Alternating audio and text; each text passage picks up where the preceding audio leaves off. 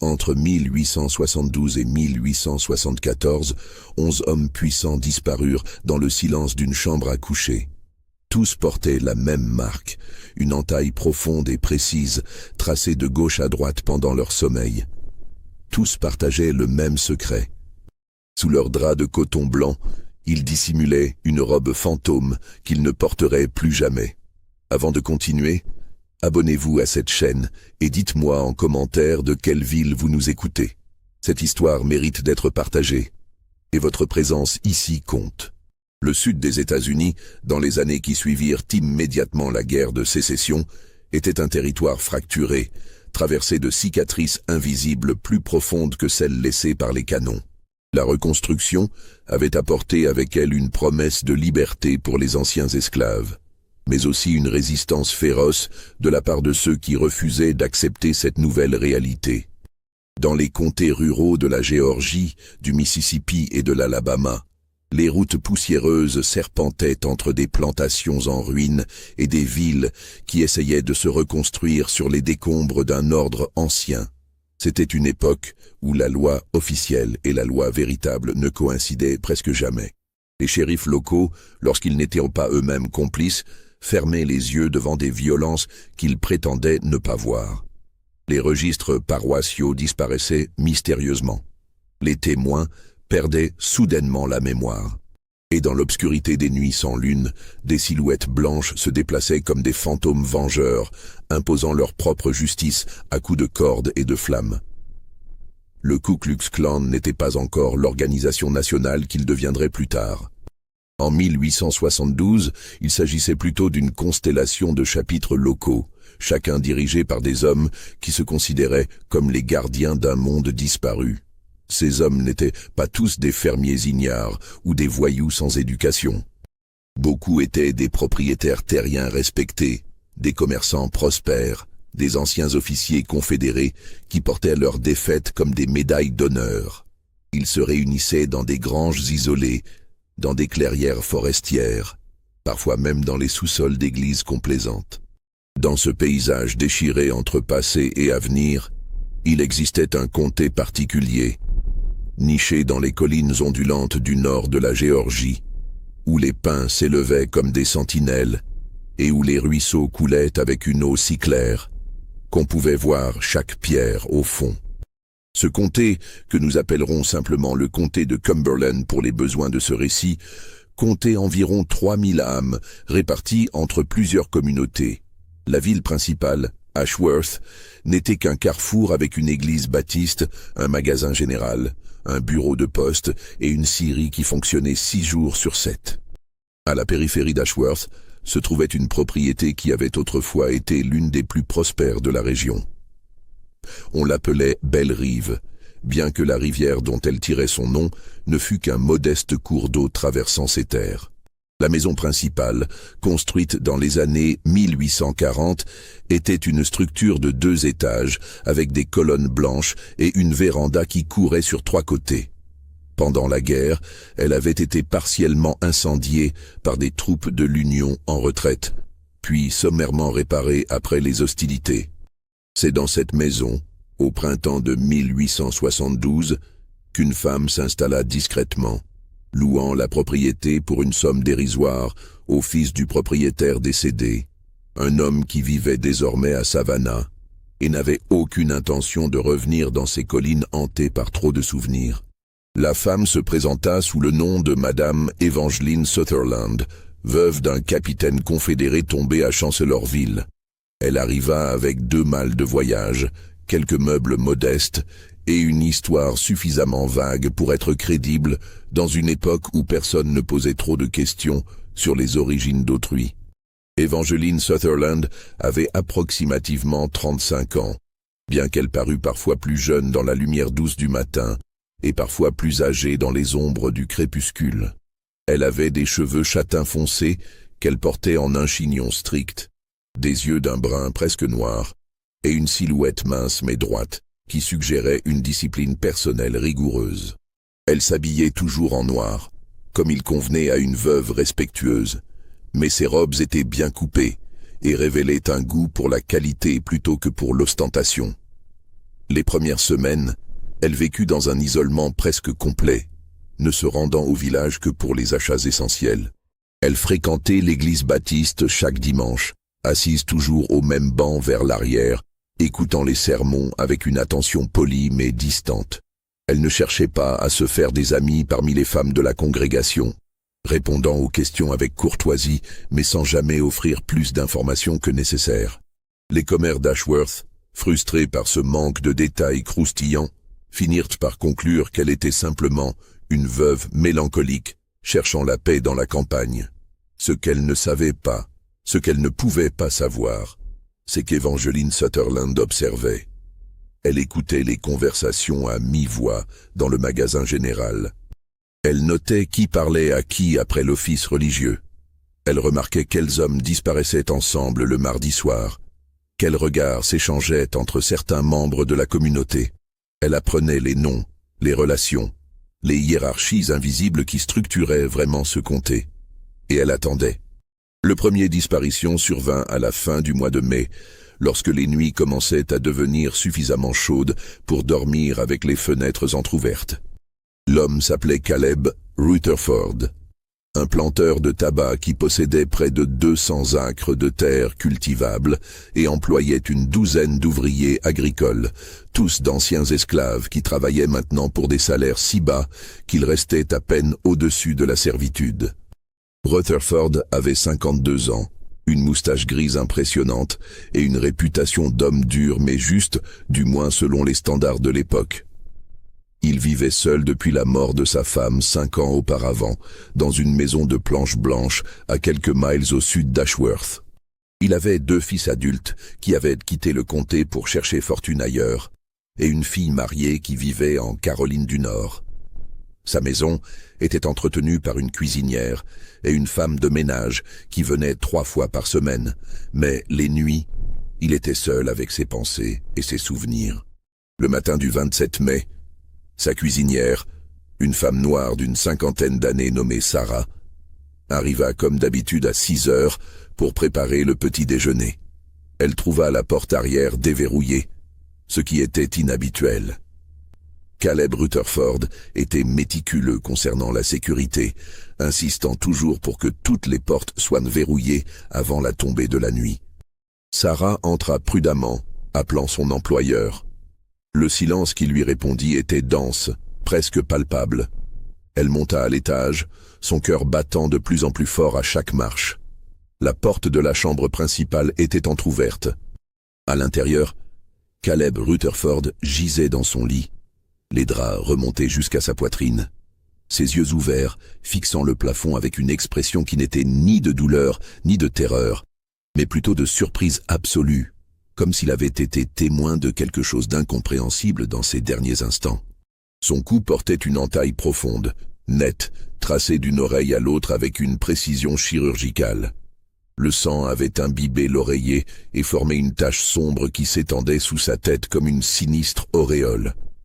Mais ce qui frappa Sarah au-delà de l'horreur immédiate du meurtre, c'était l'atmosphère de la pièce elle-même. Rien n'avait été dérangé, aucun signe de lutte. Les vêtements de Rutherford étaient soigneusement pliés sur une chaise. Sur la table de chevet, ses lunettes de lecture reposaient à côté d'une Bible ouverte. Le shérif Thomas Henley, un homme corpulent avec une barbe rousse et des yeux qui semblaient toujours légèrement méfiants, arriva dans l'heure qui suivit. Il examina la scène avec un professionnalisme prudent, notant chaque détail dans un petit carnet de cuir. Pas de fenêtre forcée, pas de tiroir fouillé. La montre en or de Rutherford était encore sur la commode, à côté d'un portefeuille contenant près de $60, une somme considérable pour l'époque. Les conclusions initiales du shérif furent énoncées avec une prudence délibérée. Il s'agissait manifestement d'un meurtre, mais les circonstances étaient déconcertantes.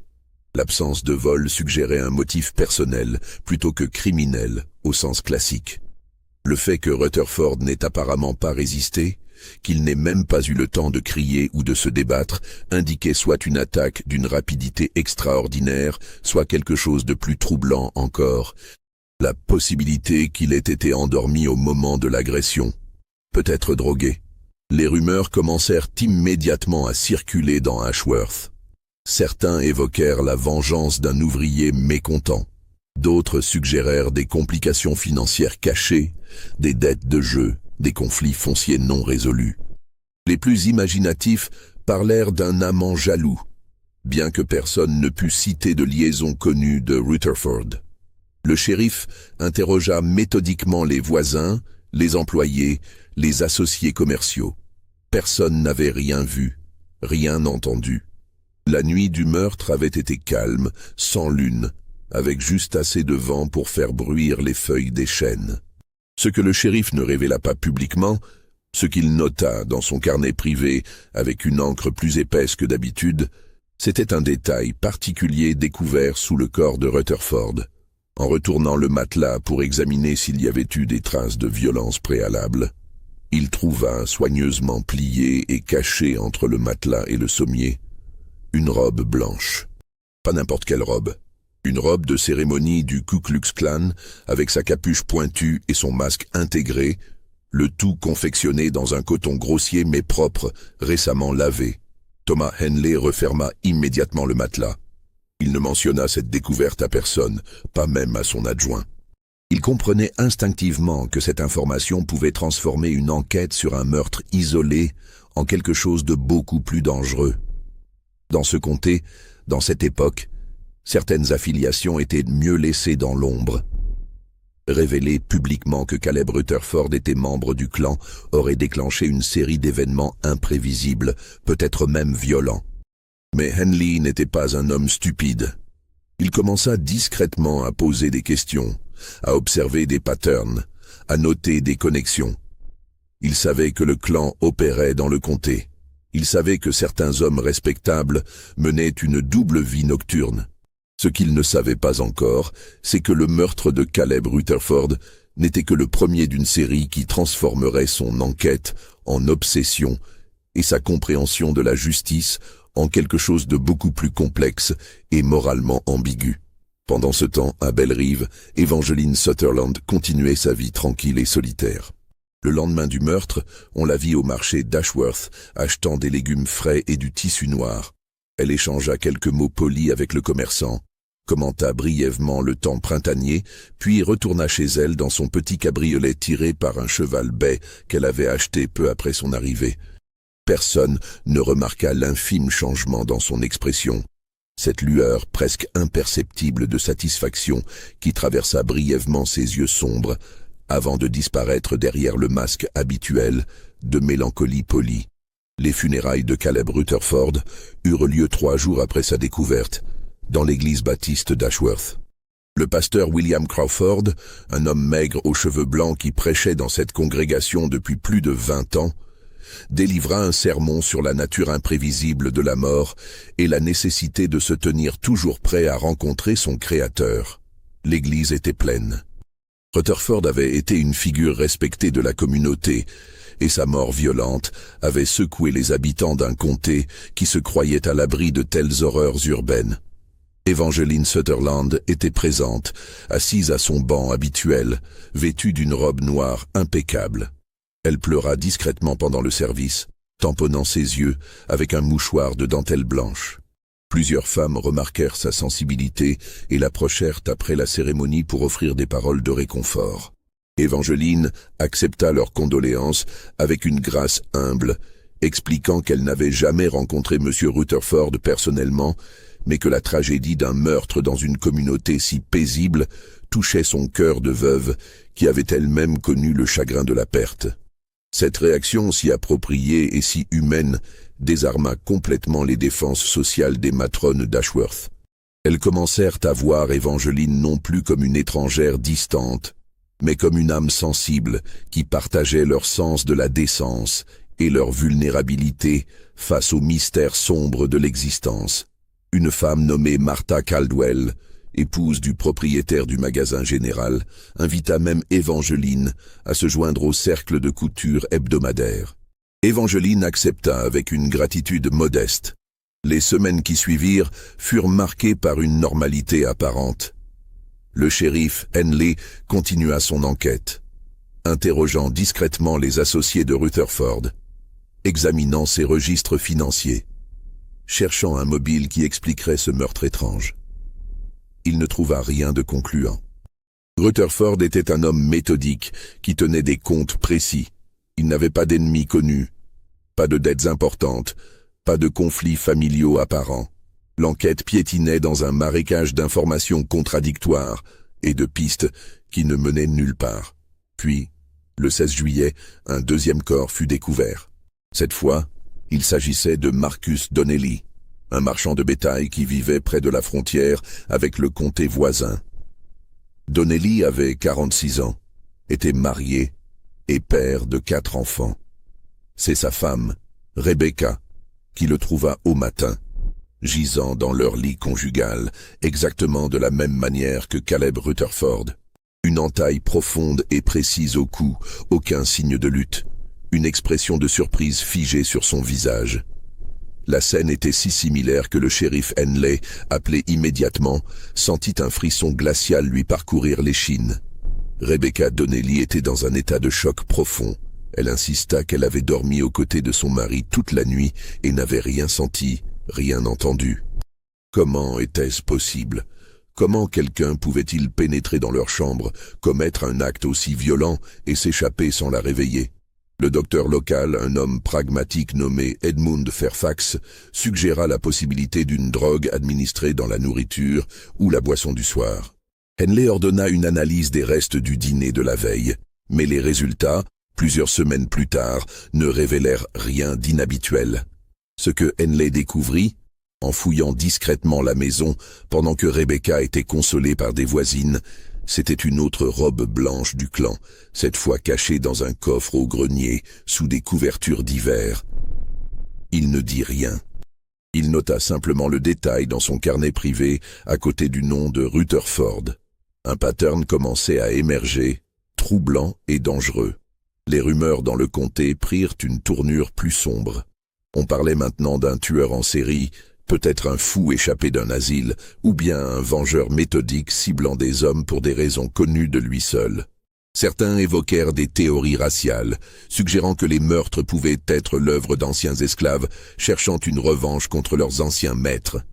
Cette théorie gagna en popularité parmi certains segments de la population blanche, malgré le fait qu'aucune preuve ne la supportait et que tant Rutherford que Donnelly, bien que propriétaires terriens, n'avaient pas de réputation particulièrement cruelle envers leurs ouvriers.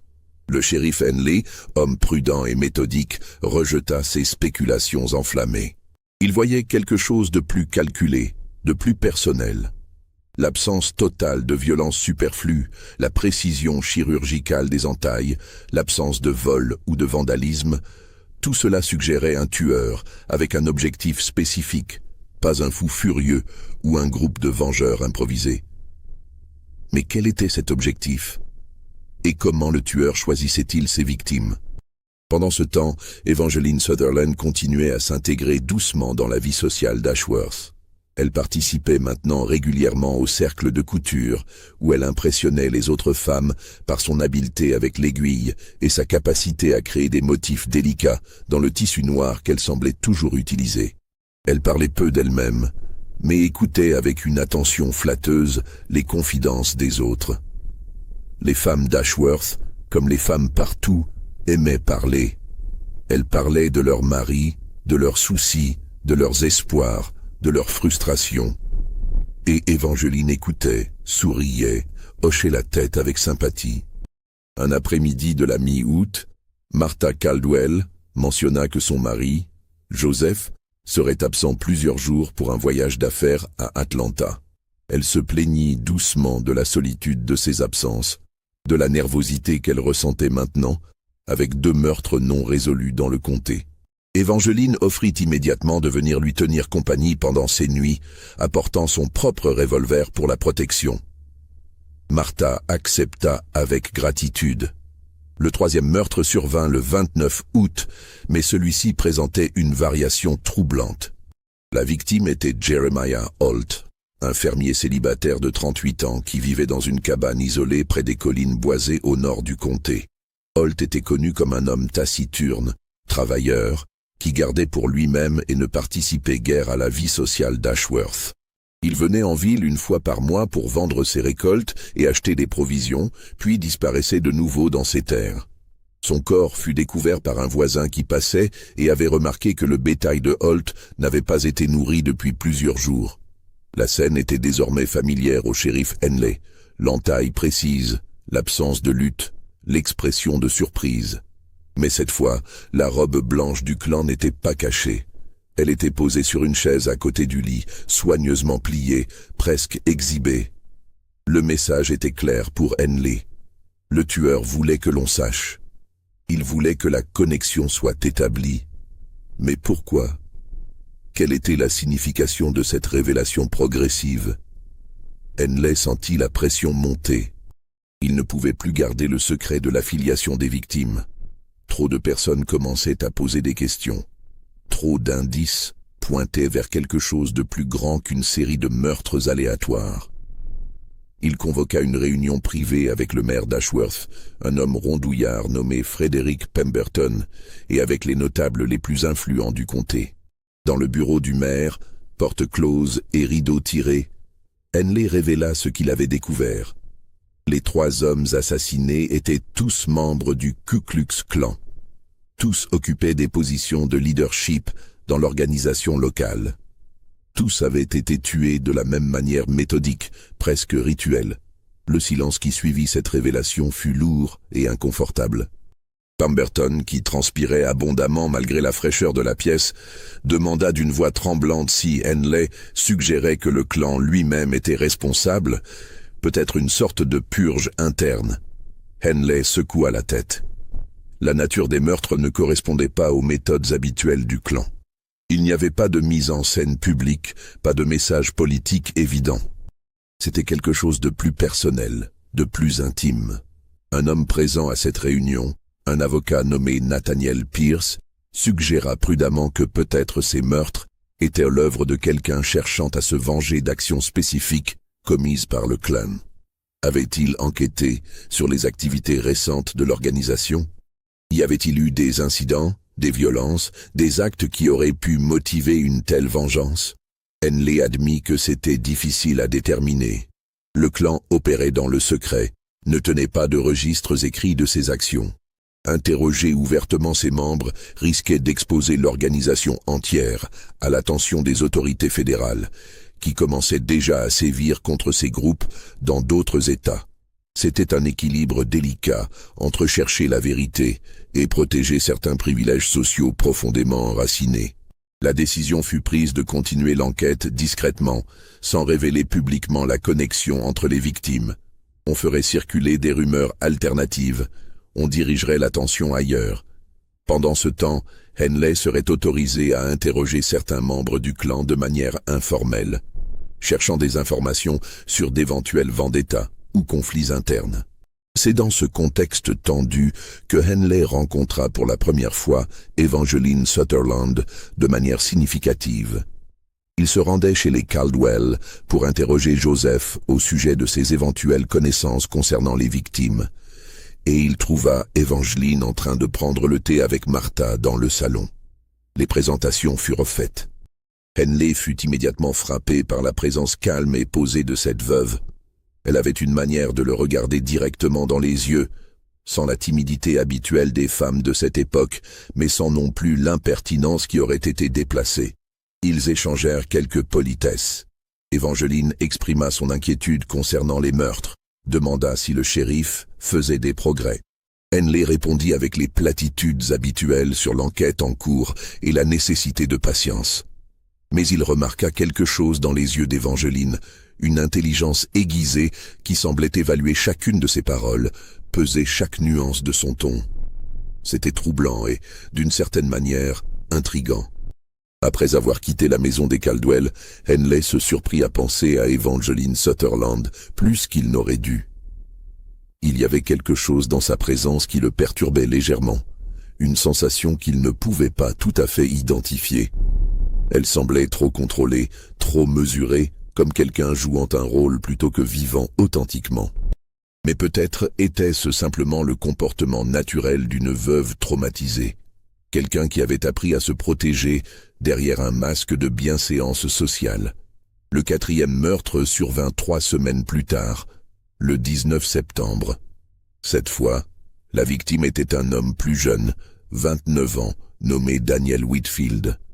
Il était fils d'un planteur important et destiné à hériter d'une fortune considérable.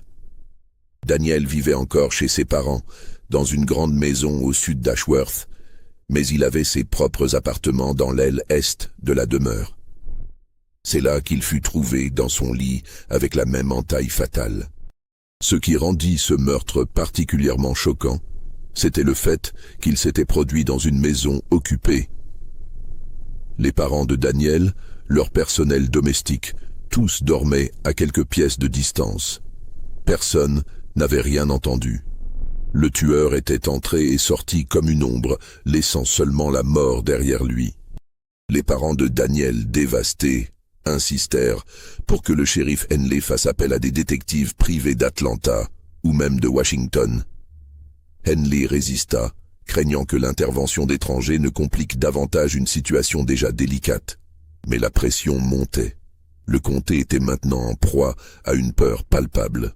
Les familles fortunées commençaient à engager des gardes armés pour surveiller leurs propriétés la nuit.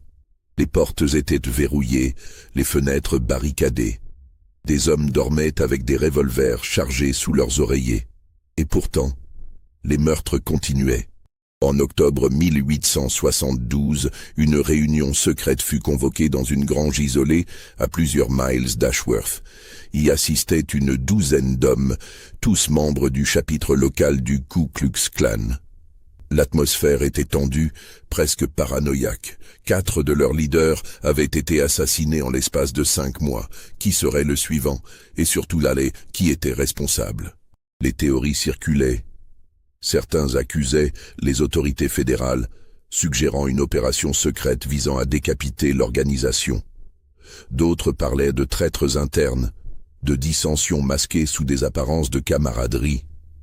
Les plus superstitieux évoquaient une malédiction, une vengeance divine pour des actes impardonnables. Cette dernière théorie fut rapidement rejetée par les hommes plus pragmatiques, mais elle persistait néanmoins dans les esprits troublés. Un homme se leva pour prendre la parole. Il s'appelait Silas Hammond, avocat de profession, 43 ans, avec une réputation de stratège calculateur. Il suggéra qu'ils devaient enquêter eux-mêmes, discrètement, sur toute nouvelle arrivée dans le comté au cours des derniers mois. Quelqu'un était venu avec un objectif, avec une liste de noms, avec une méthodologie. Il fallait identifier cette personne avant qu'elle ne frappe encore. Un autre homme, Robert Kensington, propriétaire d'une plantation de coton, demanda si l'on avait envisagé la possibilité d'une femme. L'idée fut accueillie avec des rires nerveux. Une femme capable de commettre de tels meurtres avec une telle précision. C'était absurde. Les femmes n'avaient pas la force physique ni la capacité psychologique pour de telles violences. Kensington insista pourtant.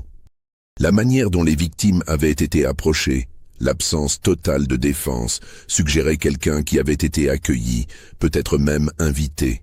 Un homme se méfierait d'un autre homme inconnu. Mais une femme, surtout une femme respectable, pourrait approcher sans éveiller de soupçons. Cette suggestion fut débattue brièvement puis écartée. On revint aux théories plus conventionnelles impliquant des agents fédéraux, des espions, des vengeurs masculins. La réunion se termina sans consensus clair, sinon un accord général pour renforcer la sécurité personnelle et signaler immédiatement toute activité suspecte. Ce que ces hommes ne savaient pas, c'est que leurs mouvements étaient observés. Evangeline Sutherland avait développé au fil des mois un réseau d'informateurs involontaires. Les domestiques parlaient, les femmes confiaient des détails innocents sur les habitudes de leurs maris, les commerçants mentionnaient qui achetait quoi. Pièce par pièce, Evangeline assemblait un tableau complet de la structure sociale du comté, identifiant les connexions, les loyautés, les secrets. Elle savait, par exemple, que Silas Hammond se rendait chaque jeudi soir dans une maison discrète à la périphérie du comté, où une jeune femme noire nommée Clarissa vivait seule. Elle savait que Robert Kensington avait des dettes de jeu considérables dans les saloons de la ville voisine. Elle connaissait les faiblesses, les hypocrisies, les fissures dans les façades de respectabilité, et elle utilisait ses connaissances avec la patience d'une araignée tissant sa toile. Le 5e meurtre survint le 8 novembre. La victime était Theodore Blackburn, un médecin respecté qui avait pratiqué dans le comté pendant près de 15 ans. Blackburn était veuf, vivait seul et était connu pour sa générosité envers les patients pauvres. Sa mort choqua particulièrement la communauté parce qu'il était perçu comme un homme bon, un guérisseur, quelqu'un au-dessus des mesquineries politiques. Si cette histoire vous donne des frissons, appuyez sur le bouton j'aime et dites-moi en commentaire ce que vous pensez qu'il va se passer. Qui est vraiment Evangeline Sutherland? Mais le shérif Henley, en fouillant discrètement la maison de Blackburn, découvrit la robe blanche habituelle et plus encore, des documents cachés dans un coffre-fort mural derrière un portrait de famille. Ces documents détaillaient des raids nocturnes du clan, des punitions administrées, des noms de victimes. Blackburn n'était pas simplement un membre, il était l'archiviste officieux du chapitre, celui qui tenait les comptes des actions de l'organisation. Henley lut ces documents avec un mélange de fascination et d'horreur. Il décrivait des fouettages, des incendies de propriétés, des menaces de mort, des expulsions forcées. Les victimes étaient majoritairement des anciens esclaves qui avaient osé voter, ouvrir des commerces ou simplement affirmer leur nouvelle liberté de manière trop visible. Certaines actions étaient justifiées dans les documents comme des mesures nécessaires pour maintenir l'ordre social. D'autres n'avaient même pas cette maigre excuse, révélant simplement une cruauté gratuite. Parmi les noms des victimes figurait celui d'une famille complète. Samuel, Grace et leurs 3 enfants, tous décédés dans l'incendie de leur maison en février 1871. Le document notait sobrement que l'incendie avait été accidentel, résultat d'une lampe renversée pendant une visite nocturne destinée à les convaincre de quitter le comté. Mais la formulation laissait peu de doute sur la nature intentionnelle de cet acte. Henley ferma le dossier avec des mains tremblantes. Il comprenait maintenant. Il comprenait le motif, la méthodologie, la sélection des victimes. Quelqu'un cherchait à venger ses morts. Quelqu'un qui connaissait les responsables, qui avait accès à des informations détaillées sur la structure du clan. Mais qui? Et comment cette personne avait-elle obtenu ces informations? Il retourna dans son bureau et commença à compiler une liste. Tous les membres connus du clan dans le comté. Environ 25 hommes, peut-être plus. Parmi eux, une dizaine occupaient des positions de leadership, ceux qui prenaient les décisions, ordonnaient les actions, dirigeaient les raids. 5 étaient déjà morts. Cela laissait encore 5 cibles potentielles, peut-être plus si le tueur décidait d'élargir sa vengeance aux membres ordinaires. Henley prit une décision difficile. Il devait avertir ces hommes, même si cela signifiait révéler qu'il connaissait leur affiliation secrète. Il ne pouvait pas permettre que d'autres meurtres se produisent, même si les victimes étaient loin d'être innocentes. C'était une question de loi, de principe, de maintien d'un semblant d'ordre dans un monde déjà trop chaotique. Il commença par Silas Hammond, l'avocat. Il se rendit chez lui un soir, demanda une conversation privée. Dans le bureau lambrissé de Hammond, Henley exposa ce qu'il savait. Les meurtres, la connexion avec le clan, le pattern de vengeance. Hammond écouta avec un visage qui devint progressivement plus pâle. Il nia d'abord toute affiliation, puis, face aux preuves présentées par Henley, il admit à contre-cœur son appartenance. Henley lui demanda directement « Connaissiez-vous une famille nommée Samuel et Grace, assassinés dans un incendie ?» Hammond hésita, puis hocha la tête. Il avait participé à cette action. Ils avaient seulement voulu les effrayer, les convaincre de partir. L'incendie n'était pas censé se propager si rapidement. C'était un accident, un terrible accident. Henley demanda alors, avait-il des proches? Quelqu'un qui aurait pu survivre, qui chercherait maintenant vengeance? Hammond réfléchit longuement. Ils avaient eu 3 enfants, tous morts dans l'incendie selon les rapports.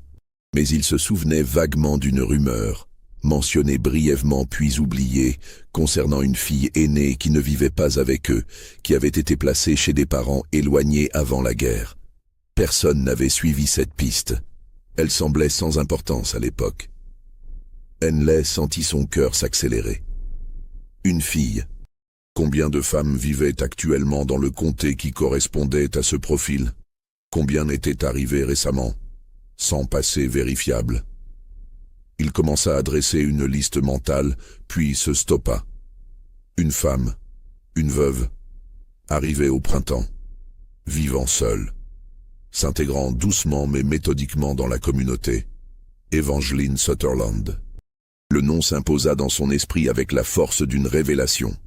Tout concordait. Le timing de son arrivée, sa présence discrète mais observatrice, sa capacité à gagner la confiance des femmes et à travers elles, à obtenir des informations sur les hommes. Sa solitude qui n'éveillait aucun soupçon. Henley se leva brusquement, laissant Hammond dans un état de confusion anxieuse. Il devait vérifier. Il devait enquêter sur Evangeline Sutherland immédiatement. Mais il devait aussi être prudent. Si elle était vraiment responsable de 5 meurtres, elle était dangereuse, méthodique et probablement préparée à toute confrontation. Il ne pouvait pas simplement l'arrêter sans preuves solides. Il devait la surveiller, découvrir où elle cachait son arme, comment elle entrait dans les maisons, comment elle choisissait le moment de frapper. Les semaines suivantes furent marquées par une danse subtile entre Henley et Evangeline. Le shérif commença à apparaître plus fréquemment dans les lieux où elle se trouvait, toujours avec une excuse plausible. Il la croisait à l'église, au marché, chez les Caldwell. Il engageait des conversations polies, posait des questions apparemment innocentes sur son passé, ses voyages, sa famille. Evangeline répondait avec son calme habituel, offrant des détails vagues mais cohérents. Henley fit des recherches discrètes. Il écrivit à des autorités à Savannah, demandant des informations sur un capitaine confédéré nommé Sutherland, mort à Chancellorsville. La réponse vint 3 semaines plus tard. Aucun capitaine de ce nom n'était enregistré dans les archives militaires de la Géorgie. Evangeline Sutherland n'existait pas. Fort de cette découverte, Henley intensifia sa surveillance. Il engagea discrètement un adjoint pour observer Bellerive la nuit, notant les mouvements d'Evangeline. Mais elle semblait ne jamais sortir après le coucher du soleil. Sa maison restait sombre et silencieuse. Où était-elle pendant les nuits des meurtres? Comment disparaissait-elle sans être vue? Le 6e meurtre fournit une partie de la réponse. Il survint le 15 décembre, et la victime était William Stanton, un juge de paix qui avait régulièrement fermé les yeux sur les activités du clan. Son corps fut découvert dans une circonstance inhabituelle. Il n'était pas dans son lit, mais dans une chambre d'hôtel à la ville voisine de Mâcon, où il s'était rendu soi-disant pour des affaires légales. Le propriétaire de l'hôtel se souvenait d'une femme bien habillée qui avait loué la chambre adjacente la veille. Elle correspondait vaguement à la description d'Evangeline. Cheveux foncés, tenue de deuil, manière distinguée. Elle était partie tôt le matin, laissant une note pour le personnel expliquant qu'elle avait dû quitter précipitamment pour une urgence familiale. Henley réalisa alors la sophistication du plan. Evangeline ne se contentait pas d'attendre que ses victimes soient vulnérables chez eux. Elle les suivait, les étudiait, créait des opportunités. Elle pouvait voyager, se déguiser subtilement, approcher ses cibles dans différents contextes. Elle était une prédatrice méthodique, utilisant toutes les ressources disponibles. Le shérif comprit qu'il devait agir rapidement. Il retourna à Bellerive, cette fois avec un mandat de perquisition approprié et 2 adjoints armés. Ils arrivèrent au crépuscule, trouvèrent la maison apparemment vide. Evangeline était absente. Henley ordonna une fouille complète. Dans la cave, derrière une rangée de conserves soigneusement disposées, ils découvrirent une porte cachée menant à un petit espace de stockage. À l'intérieur se trouvaient les outils du métier d'Evangeline. Un couteau de chirurgien avec une lame extrêmement affûtée, des fioles contenant des substances que Henley ne put identifier immédiatement mais qui ressemblaient à des sédatifs, des vêtements de rechange dans différents styles, et surtout, un journal. Le journal était écrit dans une main élégante et précise. Il contenait des entrées datées, décrivant chaque étape du plan d'Evangeline. Son arrivée dans le comté, ses observations, ses découvertes sur l'identité des membres du clan responsables de la mort de sa famille. Car c'était bien elle, la fille aînée de Samuel et Grace. Son nom véritable était Evelyn, et elle avait passé les 18 derniers mois depuis le meurtre de sa famille à traquer méthodiquement ceux qui l'avaient détruite. Le journal révélait l'ampleur de sa préparation. Elle avait voyagé d'une ville à l'autre, travaillant comme gouvernante, comme couturière, accumulant de l'argent et des informations. Elle avait appris que les hommes responsables de l'incendie appartenaient tous au même chapitre du clan dans le comté de Cumberland. Elle avait étudié leurs habitudes, leurs faiblesses, leurs routines. Elle avait appris à préparer des sédatifs à partir de plantes médicinales, perfectionné l'utilisation d'un couteau avec une précision chirurgicale. Mais le journal contenait aussi quelque chose de plus troublant, une liste de 11 noms. 5 étaient déjà barrés, les 5 victimes. 6 autres noms restaient, incluant ceux de Silas Hammond et Robert Kensington. Evangeline n'avait pas terminé. Elle était à mi-chemin de sa vengeance. Henley referma le journal avec des mains tremblantes. Il devait la trouver avant qu'elle ne frappe encore. Mais où était-elle? Il ordonna à ses adjoints de surveiller les maisons de tous les hommes restants sur la liste. Il envoya des télégrammes au shérif des comtés voisins, décrivant Evangeline et demandant son arrestation immédiate si elle était vue. 2 jours passèrent sans nouvelles. Puis, le 18 décembre, un télégramme arriva d'Augusta. Une femme correspondant à la description avait été vue descendant d'un train, accompagnée d'un homme d'âge moyen. Le shérif local avait tenté de l'approcher, mais elle avait disparu dans la foule avant qu'il ne puisse intervenir. Henley prit le premier train pour Augusta, arrivant le lendemain. Il interrogea des témoins, suivit des pistes, mais Evangeline semblait s'être évaporée. Puis, 3 jours plus tard, il reçut une nouvelle qui le glaça. Silas Hammond avait été retrouvé mort dans sa maison, tué de la même manière que les autres. Evangeline était revenue, avait accompli son objectif et était repartie. Tout cela pendant que Henley la cherchait ailleurs. Le 7e meurtre confirma ce que Henley craignait le plus. Evangeline était toujours un temps d'avance sur lui. Elle anticipait ses mouvements, déjouait ses stratégies. Elle était non seulement méthodique, mais aussi remarquablement intelligente et adaptable. Henley retourna au comté de Cumberland, défait et épuisé. Il convoqua les hommes restants sur la liste d'Evangeline, leur révélant ouvertement le danger. 4 acceptèrent de se réfugier dans un hôtel sécurisé à Atlanta, sous protection constante, jusqu'à ce qu'Evangeline soit capturée. Le 5e, Robert Kensington, refusa. Il insista qu'il ne fuirait pas, qu'il défendrait sa maison et sa dignité.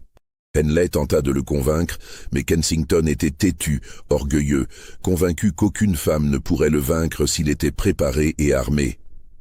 C'était une erreur fatale. Le 8e meurtre survint 2 semaines plus tard, le 4 janvier 1873. Robert Kensington fut trouvé dans son lit, malgré les précautions qu'il avait prises. Il avait verrouillé toutes les portes, barricadé les fenêtres, dormi avec un revolver chargé sur sa table de chevet. Mais il était mort de la même manière que les autres, une entaille précise au cou, une expression de surprise figée. Comment Evangeline avait-elle réussi? Le mystère fut partiellement résolu quand on découvrit qu'une domestique de Kensington, une jeune femme noire nommée Lily, avait disparu le même soir. Interrogée plus tard, après avoir été retrouvée dans un autre comté, Lily avoua qu'une dame élégante l'avait approchée quelques jours auparavant, offrant une somme considérable en échange d'un service simple. Laisser une porte arrière déverrouillée une nuit spécifique. La dame avait expliqué qu'elle voulait récupérer des lettres d'amour compromettantes qu'elle avait imprudemment envoyées à Kensington. Lily, naïve et tentée par l'argent, avait accepté. Evangeline avait utilisé la même stratégie pour plusieurs de ses victimes. Elle identifiait les domestiques, les ouvriers, les personnes en position de confiance, mais économiquement vulnérables. Elle leur offrait de l'argent pour de petits services qui semblaient innocents, mais qui lui permettaient l'accès dont elle avait besoin. Personne ne suspectait la veuve élégante et polie. Personne ne la voyait comme une menace. Les 3 derniers hommes sur la liste d'Evangeline étaient maintenant terrifiés. Même sous protection à Atlanta, ils ne se sentaient plus en sécurité. Ils savaient qu'Evangeline trouverait un moyen. Elle avait toujours trouvé un moyen. Henley, désespéré, décida de changer de tactique. Au lieu de chercher Evangeline, il déciderait de l'attirer.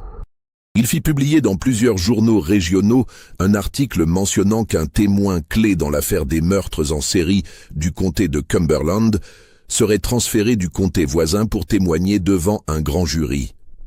Ce témoin, selon l'article, possédait des informations cruciales sur l'identité du tueur et serait escorté par le shérif Henley lui-même. C'était un mensonge complet. Il n'y avait pas de témoin. Mais Henley espérait qu'Evangeline, en lisant cet article, croirait qu'il se rapprochait dangereusement de la découvrir. Elle pourrait faire une erreur, agir précipitamment, révéler sa position. Une semaine passa sans incident. Puis Henley reçut une lettre. Elle était adressée à lui personnellement, postée d'une ville qu'il ne connaissait pas. À l'intérieur, une seule page écrite dans une écriture élégante. « Cher shérif Henley, vous êtes un homme honorable dans un monde dépourvu d'honneur. Je respecte votre détermination, bien qu'elle soit mal dirigée. Les hommes que j'ai punis méritaient leur sort. Ils ont détruit ma famille, ont brûlé vif mon père, ma mère, mes 3 jeunes frères et sœurs. Ils n'ont jamais exprimé de remords. Ils n'ont jamais été traduits en justice. Votre loi les protégeait parce qu'ils étaient blancs, propriétaires, respectables. Je ne suis pas une meurtrière sans raison. Je suis simplement l'instrument d'une justice que votre système a refusé de fournir. Il me reste 3 noms sur ma liste. Quand j'aurai fini, je disparaîtrai, et vous ne me reverrez jamais. Je vous demande de ne pas interférer. Ces hommes ont mérité leur destin, mais je vous offre un choix. Si vous retirez la protection des 3 hommes restants, si vous les laissez exposer, je promets de rendre ma justice rapidement et de partir immédiatement après. Si vous continuez à les protéger, je serai patiente. J'attendrai des mois, des années si nécessaire. Mais finalement, je les trouverai. Et pendant ce temps, d'autres innocents pourraient être blessés dans mes tentatives d'atteindre mes cibles. Le choix vous appartient, shérif, justice ou protection. Vous ne pouvez pas avoir les deux. Respectueusement, une fille qui se souvient. Henley lut cette lettre plusieurs fois, sentant le poids moral de la situation s'abattre sur lui. Evangeline lui offrait un dilemme impossible. S'il protégeait ces hommes, il les condamnait potentiellement à une vie de peur constante et risquait la sécurité d'autres personnes innocentes. S'il les abandonnait, il devenait complice de meurtre, même si les victimes étaient loin d'être innocentes. Il passa une nuit entière dans son bureau, contemplant cette décision. Il relut les documents trouvés chez Theodore Blackburn, les descriptions des atrocités commises par le clan. Il pensa à la famille brûlée vive, aux enfants terrorisés dans leurs derniers moments. Il pensa à la loi, à son serment, à sa responsabilité de protéger tous les citoyens, même les coupables. Au matin, il prit sa décision. Il continuerait à protéger les 3 hommes restants.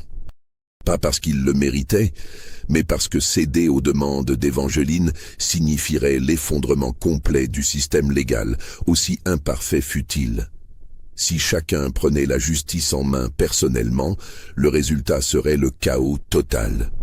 Il renforça la protection, plaça les 3 hommes dans des locations séparées, chacune gardée 24 heures sur 24. Il fit surveiller toutes les routes menant à Atlanta, toutes les gares, tous les points d'entrée dans la ville. Il était déterminé à capturer Evangeline, non pour la punir au sens simple, mais pour mettre fin à ce cycle de vengeance. Le 9e meurtre déjoua toutes ses précautions. Il survint le 23 février 1873. La victime était Arthur Daniels, l'un des 3 hommes sous protection. Il fut trouvé mort dans sa chambre d'hôtel sécurisée, malgré le garde posté à l'extérieur de sa porte. Le garde insista qu'il n'avait vu personne entrer ou sortir. La porte était restée verrouillée de l'intérieur toute la nuit.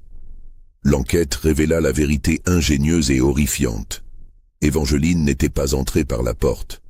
Elle avait loué la chambre directement au-dessus de celle de Daniels 3 jours auparavant, se faisant passer pour une riche veuve, voyageant seule. La nuit du meurtre, elle avait découpé un trou dans le plancher de sa chambre, créant une ouverture juste assez grande pour se glisser à travers. Elle était descendue silencieusement dans la chambre de Daniels pendant qu'il dormait, avait accompli son œuvre, puis était remontée, scellant le trou avec une planche et un tapis qu'elle avait préparé à l'avance. Le lendemain matin, elle était partie normalement, payant sa note, remerciant poliment le personnel. Personne n'avait suspecté quoi que ce soit jusqu'à ce que le corps de Daniels soit découvert. Henley était maintenant confrontée à une terrible réalité. Evangeline était non seulement déterminée et intelligente, mais aussi remarquablement créative dans ses méthodes. Elle pouvait adapter son approche à n'importe quelle situation, contourner n'importe quelle défense. Les 2 hommes restants sur sa liste étaient maintenant au bord de la panique complète. Le 10e meurtre survint moins d'1 mois plus tard, le 18 mars. Cette fois, la victime était George Franklin, qui avait été déplacé dans une ferme isolée loin d'Atlanta, gardée par 4 hommes armés. Evangeline les avait tous contournés en se déguisant en une infirmière itinérante venue offrir des vaccinations gratuites contre la variole, une épidémie qui sévissait effectivement dans la région à ce moment-là. Les gardes, convaincus par ses documents falsifiés et son apparence professionnelle, l'avaient laissé approcher Franklin. Elle lui avait administré ce qu'elle avait présenté comme un vaccin, mais qui était en réalité un sédatif puissant. Une fois Franklin endormi et les gardes rassurés de sa coopération médicale, Evangeline était retournée dans la chambre sous prétexte de vérifier la réaction au vaccin. C'est là qu'elle avait accompli son acte final, puis était partie calmement, remerciant les gardes pour leur collaboration dans cette importante initiative de santé publique. Le corps ne fut découvert que plusieurs heures plus tard. Evangeline avait encore une fois disparu sans laisser de traces utilisables. Il ne restait plus qu'un seul nom sur sa liste. Le dernier homme était James Colton, 54 ans, ancien colonel confédéré et le véritable leader du chapitre local du clan. Selon le journal d'Evangeline, c'était lui qui avait donné l'ordre d'incendier la maison de sa famille. C'était lui qui portait la responsabilité ultime pour tout ce qui s'était passé. Colton était aussi l'homme le plus difficile à atteindre. Il vivait dans une véritable forteresse, une plantation entourée de murs de pierre, gardée par une 12aine d'hommes armés, la plupart d'anciens soldats confédérés qui lui étaient personnellement loyaux. Il ne sortait presque jamais, faisant livrer toutes ses provisions, menant ses affaires par correspondance ou par intermédiaire. Henley plaça Colton sous surveillance constante, mais il savait que c'était insuffisant. Evangeline avait déjoué toutes ses défenses précédentes, elle trouverait un moyen. C'était seulement une question de temps. Les semaines passèrent. Avril arriva, puis mai, rien ne se passait. Colton restait enfermé dans sa forteresse. Henley commença à se demander si peut-être Evangeline avait finalement renoncé, reconnaissant que Colton était une cible impossible. Ou peut-être avait-elle été capturée ou tuée ailleurs, et personne ne l'avait identifiée. Puis, le 15 juin 1873, quelque chose d'étrange se produisit. Une femme se présenta aux portes de la plantation de Colton. Elle était jeune, vêtue simplement, et portait un bébé dans ses bras. Elle expliqua aux gardes qu'elle était la fille illégitime de Colton, née d'une liaison qu'il avait eue 20 ans auparavant. Elle demandait seulement à le voir une fois, à lui présenter son petit-fils, à obtenir peut-être un peu d'aide financière pour survivre. Les gardes furent sceptiques, mais la femme avait des lettres, des photographies anciennes, des détails qui semblaient authentiques. Ils informèrent Colton, qui, intrigué et aussi peut-être légèrement flatté à l'idée d'avoir un petit-fils, accepta de la recevoir. Après tout, elle n'était qu'une jeune femme fragile avec un bébé. Quelle menace pouvait-elle représenter? Elle fut introduite dans le bureau de Colton, sous surveillance stricte. La conversation dura environ 1 heure. Colton posa des questions sur sa mère, sur sa vie. La jeune femme répondit avec émotion, montrant des photographies, racontant des histoires. Le bébé dormait paisiblement dans ses bras. Finalement, Colton, apparemment ému, offrit à la jeune femme de rester pour le dîner, de passer la nuit dans une chambre d'invité, de discuter plus en détail le lendemain de la manière dont il pourrait l'aider. Elle accepta avec une gratitude humble. Cette nuit-là, James Colton dormit dans son lit massif, dans sa chambre située au 2e étage de sa maison fortifiée, entourée de gardes, de murs, de serrures. Il se sentait en sécurité. Il avait survécu à la guerre, aux années difficiles de la reconstruction, aux menaces de cette mystérieuse veuve vengeresse. Il était invincible. Le lendemain matin, un domestique trouva sa porte verrouillée de l'intérieur. Après avoir forcé l'entrée, ils découvrirent Colton dans son lit, mort de la même manière que tous les autres. L'entaille familière au cou.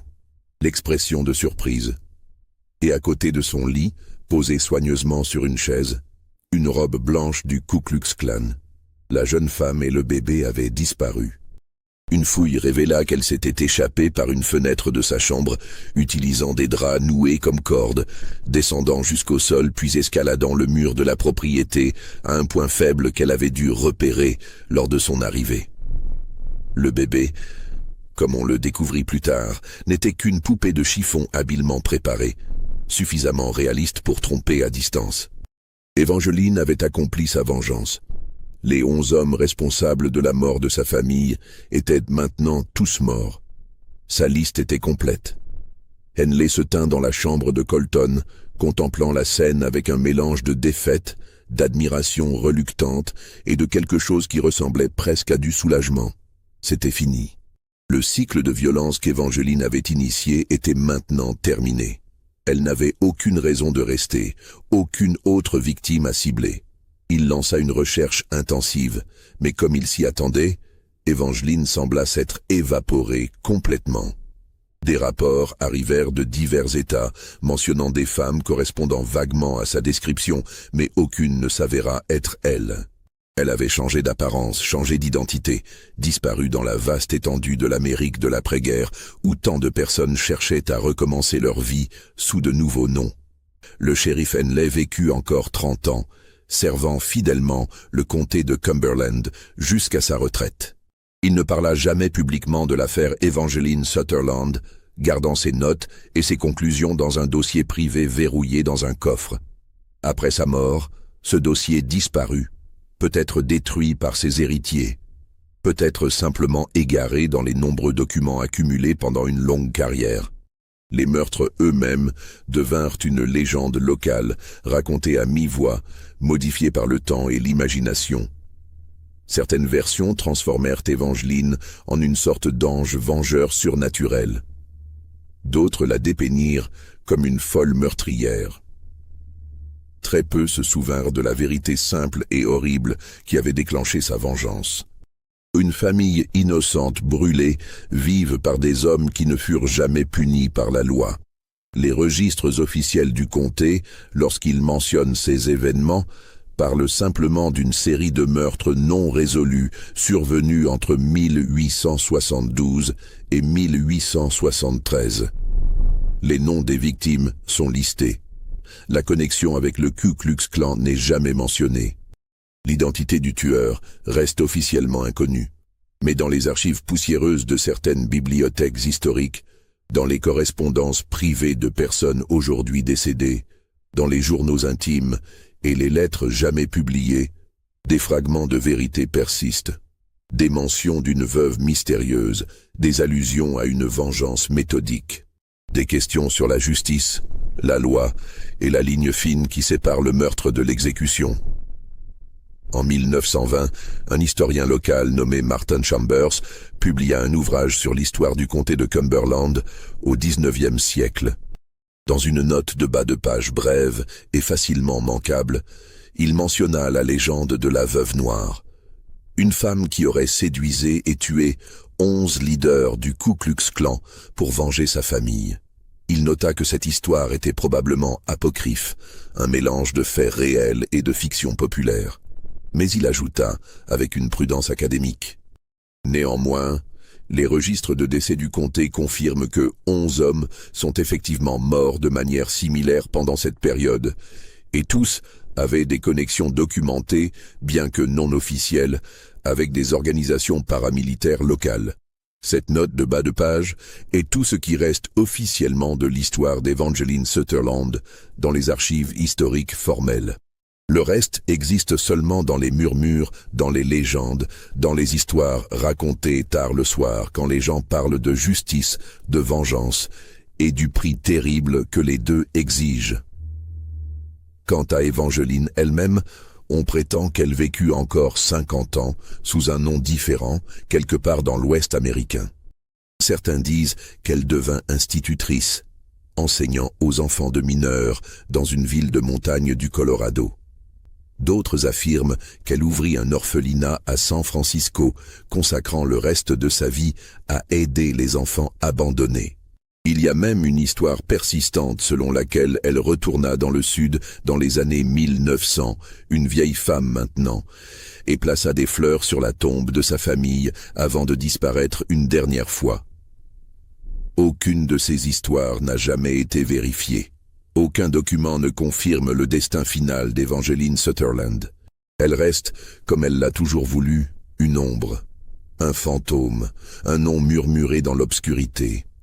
Une femme qui prit la justice dans ses propres mains parce que la loi avait échoué à la fournir. Une meurtrière qui tua 11 hommes avec une précision chirurgicale et une détermination implacable. Une fille qui n'oublia jamais et qui ne pardonna jamais. L'histoire de la veuve noire reste l'un des récits les plus troublants de l'ère de la reconstruction américaine. Elle pose des questions auxquelles il n'existe pas de réponse facile. Quand la loi échoue, quelle est l'alternative? Quand les coupables ne sont jamais punis, quelle est la réponse appropriée? À quel point la vengeance personnelle peut-elle être justifiée face à des injustices flagrantes? Ces questions résonnent encore aujourd'hui, plus d'un siècle et demi après les événements. Elles nous rappellent que la justice n'est pas toujours synonyme de loi, que parfois les deux entrent en conflit direct et que les choix que nous faisons dans ces moments définissent non seulement nos vies individuelles, mais aussi le genre de société que nous construisons ensemble. Vous croyez que tout a été révélé? Que pensez-vous vraiment d'Evangeline Sutherland? Était-elle une meurtrière impitoyable ou une justicière poussée au-delà de toute limite humaine? Dites-le moi en commentaire. Abonnez-vous à cette chaîne et partagez cette histoire avec ceux qui aiment les mystères sombres de l'histoire. Parce que, parfois, la vérité est plus terrifiante que n'importe quelle fiction. Et souvenez-vous, dans les archives poussiéreuses de nos bibliothèques, dans les registres oubliés de nos tribunaux, dans les cimetières abandonnés de nos campagnes, dorment des milliers d'histoires comme celle-ci. Des histoires de vengeance, de justice, de tragédie humaine. Des histoires que nous avons choisi d'oublier, mais qui refusent de mourir complètement. La veuve noire est l'une d'entre elles. Mais combien d'autres attendent d'être redécouvertes?